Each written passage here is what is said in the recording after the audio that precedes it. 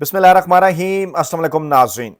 Field marshal Asim Munir साहब, वज़ीर-ए-आला पंजाब मरियम नवाज साहबा, वज़ीर ख़ारजा इसहाक डार और चुंतखब वज़ीर-ए-आज़म शहबाज शरीफ साहब का नाम लेकर ये अजीबोगरीब बयान, बल्कि ये अजीबोगरीब हरकत क्यों कर की गई?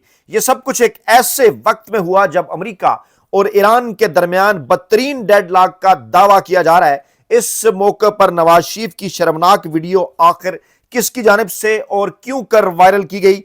और शरीफों के यहाँ इस वक्त जाती उमरा में और इस वक्त पाकिस्तानी इस्टेब्लिशमेंट के हेडक्वार्टर GHQ में रात गे रेड अलर्ट क्यों है? तमाम तर तफसीलात रखते हैं आपके सामने।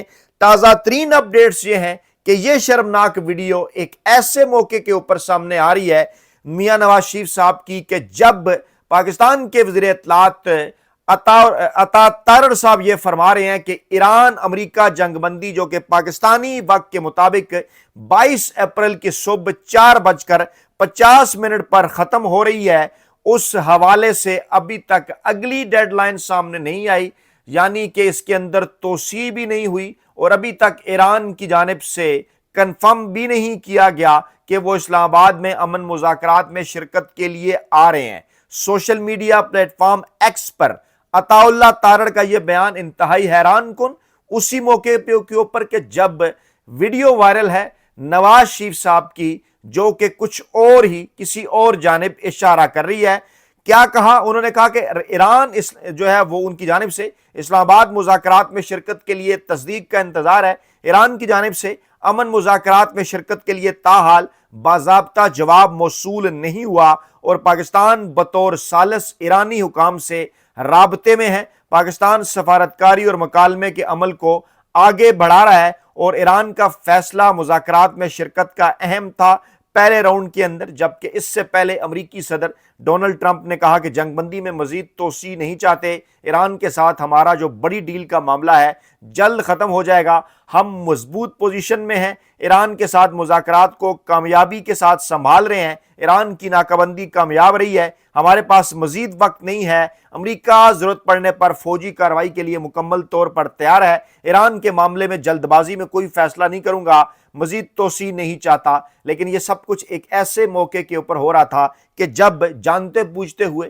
बड़े ही मखसूस अंदाज में एक बार फिर मियां नवाज शरीफ साहब की एंट्री हुई पाकिस्तानी सियासत में लंबे अरसे के बाद। लेकिन यह एंट्री एक इंतहाई शर्मनाक वीडियो की सूरत हुई जो कि इस वक्त कुछ नए सवालात पैदा कर रही है, उठा रही है। पाकिस्तान ने अपील कर दी है कि अमेरिका ईरान मुज़ाकरात फ्रीकैन जंगबंदी में तोसी पर गौर करें, बातचीत को सफारतकारी के जरिए आगे बढ़ाएं। तर्जमान दफ्तर खारजा के मुताबिक इसहाक डार ने अमरीकी नाज़मुल अमूर नेटली बेकर से मुलाकात की है और कहा है कि सफारतकारी एक मुअस्सर जरिया है और ईरान और अमेरिका के दरमियान राब्तों की जरूरत के ऊपर उन्होंने जोर दिया है। लेकिन वो तमाम तर वड्डे एंकर, वो तमाम तर वेले कालम नगार, वो तमाम तर मुलाजम सहाफ़ी जो कि अमरीकी सदर JD वेंस को गुज़श्ता 24 घंटों में कमोबेश 1 दर्जन मरतबा उनका तैयारा पाकिस्तान की जानिब रवाना करवा चुके हैं। इत्तलात अभी भी यही हैं कि JD वेंस इस वक्त भी अमेरिका के अंदर हैं, पाकिस्तान में, जो पाकिस्तान की जानिब जो कि उनका नायब सदर का,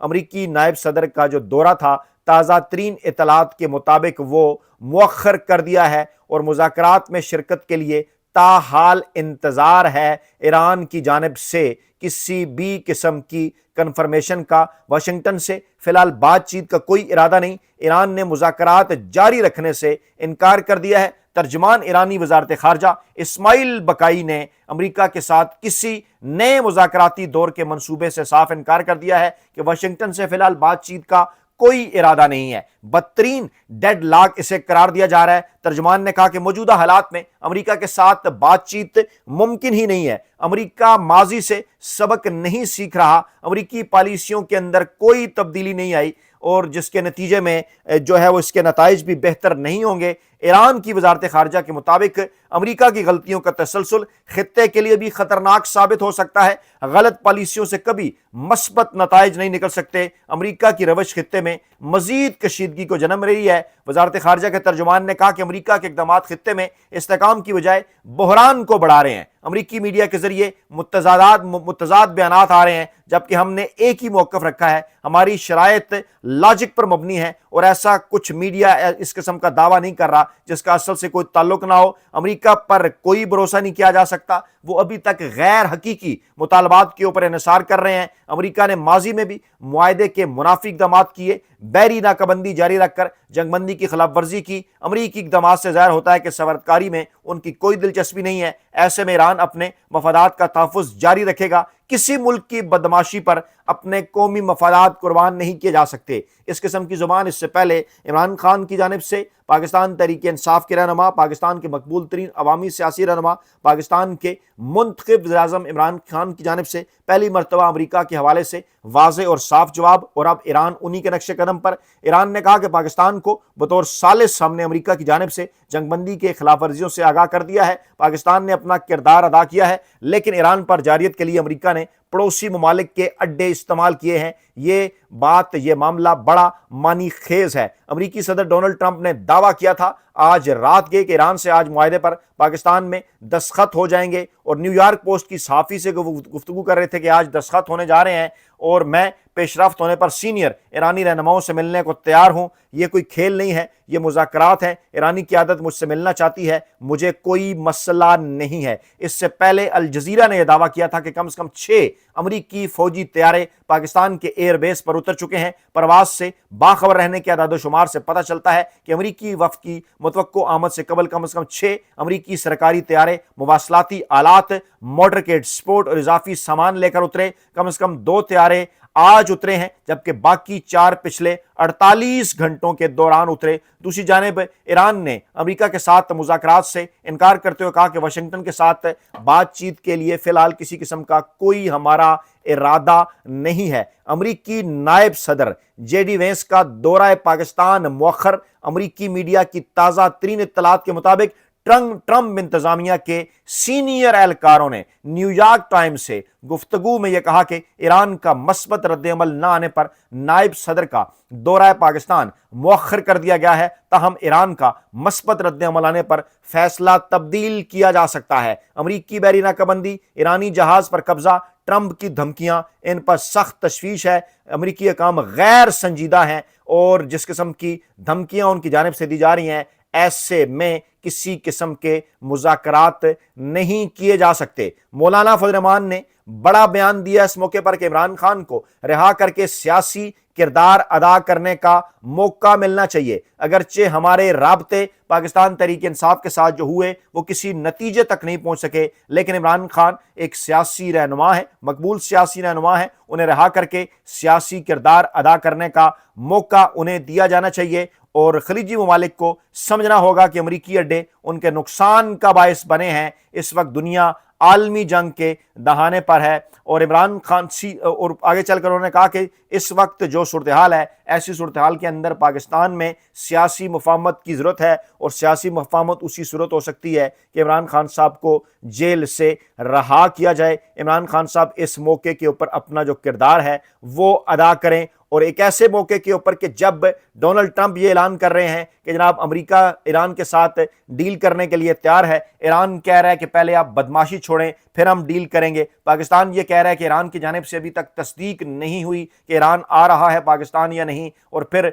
डेडलाइन को तोसी को जंगबंदी की तोसी को बढ़ाने के हवाले से बात की जा रही है। इसी दौरान जनाब एंट्री होती है मियां नवाज शरीफ साहब की। उन्हें एक बार फिर इस मैदान के अंदर क्यों कर उतारा जाता है। बड़े सवालात उठ रहे हैं कि क्या ऐसे मौके के ऊपर कि जब पाकिस्तान के अंदर बात हो रही थी अमेरिका ईरान मुआहदे के ऊपर, और फिर जब इस किस्म की खबरें आना शुरू हुई कि एक बदतरीन किस्म का डेडलॉक जो है वो पैदा हो चुका है, तो इस डेडलॉक से तवज्जो हटाने के लिए मियां नवाज शरीफ साहब को जाड़ बूझ कर मंजरे आम पर लाया गया। लेकिन उससे पहले मैं आपको यह बताऊं कि इलेक्शन कमीशन ऑफ पाकिस्तान की वेबसाइट के ऊपर ये मौजूद है। ये जो नतीजा है ये आप देख रहे हैं, ये नतीजा इस वक्त मौजूद है इलेक्शन कमीशन की वेबसाइट पर। पोलिंग स्टेशन नंबर 370 का रिजल्ट है मियां साहब के हलके का इलेक्शन कमीशन ने अपलोड किया। टोटल वोट का 763 है और मियां नवाज शरीफ साहब को 84 ووٹ ملے، یعنی 763 ووٹ کل ڈالے گئے، ان کل ڈالے گئے ووٹوں میں سے 1284 ووٹ جو ہے وہ میاں صاحب کو مل گئے، اور پھر میاں صاحب کو وائرل کیا گیا، میاں صاحب کا بیان چلوایا گیا۔ میاں صاحب موصوف کیا فرماتے ہیں؟ شرمناک حد تک جناب ان کو جو ہے وہ شاید یہ کہا جا رہا ہے کہ میاں نواز شریف صاحب کا تاریخ میں اس سے پہلے شرمناک ویڈیو شاید پہلے سامنے نہیں آئی۔ میاں صاحب کیا فرما رہے ہیں ذرا غور سے سنیے۔ پوچھنا چاہتا ہوں، بس صرف جاننا چاہتا ہوں کہ 15 سال سے کے پی کے میں ایک مختلف حکومت ہے، کیا ہو رہا ہے وہاں پہ؟ کیا ہوا کیا وہاں پہ؟